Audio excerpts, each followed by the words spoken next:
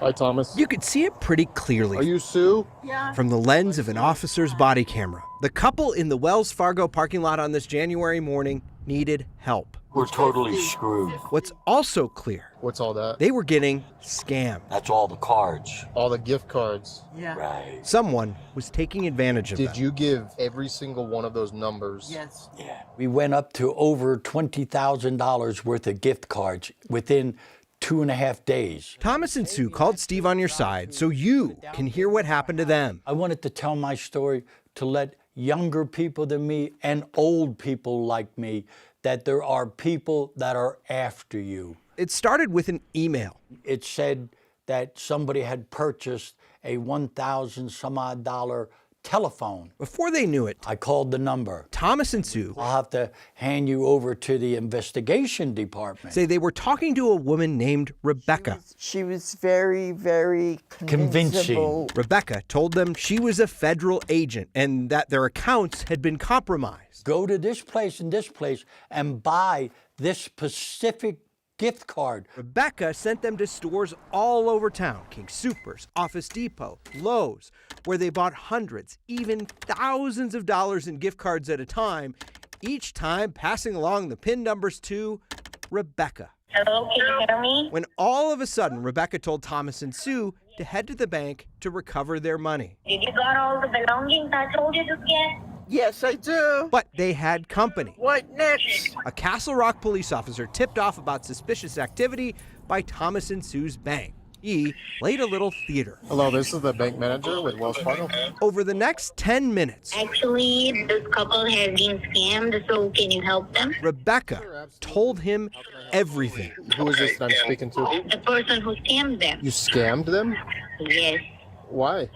For the money. So they got the gift cards and I got the money from it. When you heard that, I wanted to kill her. I couldn't believe that this happened. Am I still here? Why did you do this to them? Because they were good. Because they were good? Yeah.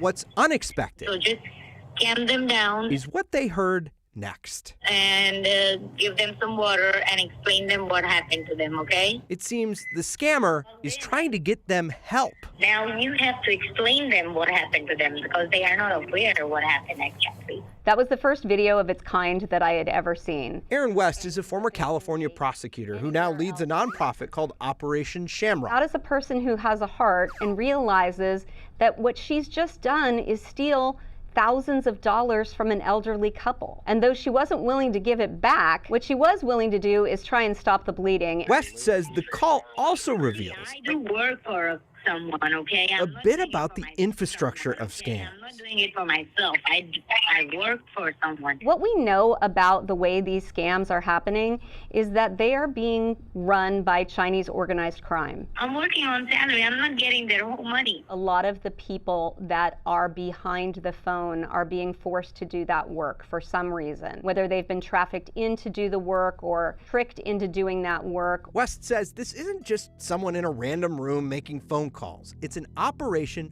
full of people whose full-time job is to swindle. Imagine your average Hyatt hotel, every single room with 6 people whose full job is 16 hours a day to steal your money. And now imagine that there are 10 of those Hyatt hotels right next to each other, 25 to 50 of those in Cambodia. And then imagine there are even more than that in Myanmar. This is absolutely 100% a long-term plan to create chaos in the United States and to steal away a generation's worth of wealth. Thomas and Sue, You like my bunny? some of the latest victims of that plan. The police said that these people are so smart that if we had them working for us, we'd be in good shape. It's hard for the couple at the center of this case to see what their scammer did that morning as compassionate. They are thinking that the Wells Fargo will give them the money. So you got to explain them. While it may have stopped the bleeding, they say they've already bled out. This means my life just went down the sewer, and I have to start living, start saving and everything all over again. There is one top-line piece of advice here. If someone unsolicited is trying to get you to buy a gift card, it's a scam. The advocates we talk to hope that you watch this story and then you have a conversation with someone you love about what to do when they get that phone call, that text message, or that email. And we'll have more strategies on what to do to prepare yourself ahead of scams tomorrow on 9 News at 4. I'm Steve Steger, Steve on your side, 9 News.